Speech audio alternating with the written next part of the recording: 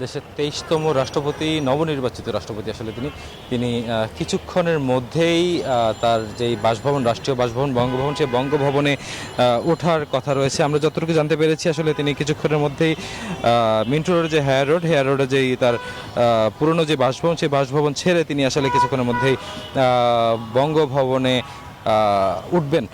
সেই বঙ্গভবনে ওঠাকে কেন্দ্র করে আসলে বঙ্গভবন সেজেছে আজ নতুন সাজে। সেখানে আমরা দেখতে পেয়েছি সেনাবাহিনীর প্রেসিডেন্ট গার্ড রেজিমেন্টের একটি বিশেষ চৌকস দল এবং অশ্বারোহী সহ বিভিন্ন ইউনিট তারা এখানে অবস্থান করছেন। তারা নতুন যেই রাষ্ট্রপতিকে গ্রহণ করে নেওয়ার জন্য আসলে তারা এখানে আছেন।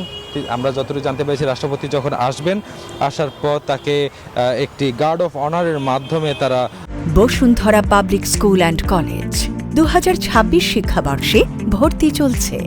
বঙ্গভবনের নতুন রাষ্ট্রপতিকে স্বাগত জানাবেন। এছাড়া যদি বলে রাখি, গত ২০ তারিখ নতুন রাষ্ট্রপতি ৩৫ বছর পর যে নির্বাচন হলো, রাষ্ট্রপতি নির্বাচন, সেই নির্বাচনে মির্জা ফখরুল ইসলাম আলমগীর তিনি আসলে নতুন রাষ্ট্রপতি হিসাবে নির্বাচিত হয়েছেন।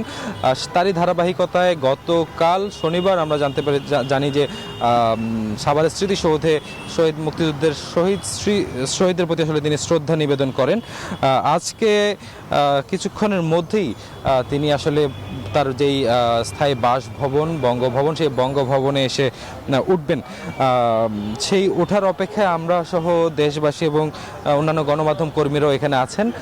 যখনই তিনি বঙ্গভবনে আসবেন, আমরা অবশ্যই আপনার মাধ্যমে তাকে দেখানোর চেষ্টা করব যে তিনি কখন আসলে প্রবেশ করছেন। সব কিছু মিলে এখানে আইন শৃঙ্খলা নিরাপত্তার কথাও যদি বলি, নতুন রাষ্ট্রপতিকে গ্রহণ করার জন্য বঙ্গভবন এবং আশপাশের এরিয়া পুরোটাই আসলে নিরাপত্তার চাদরে বেষ্টিত করে রাখা হয়েছে। এখানে পুলিশ, র্যাব, সেনাবাহিনী সহ বিভিন্ন আইন শৃঙ্খলা রক্ষাকারী বাহিনীর সংস্থারা এখানে আসলে দায়িত্ব পালন করছেন। সব কিছু মিলে আমার কাছে এই ছিল আসলে সর্বশেষ। তোমা জি, ধন্যবাদ। দর্শক, নতুন রাষ্ট্রপতিকে স্বাগত জানাতে প্রস্তুতির সকল খবর জানাচ্ছিলেন সহকর্মী রাজু আহমেদ।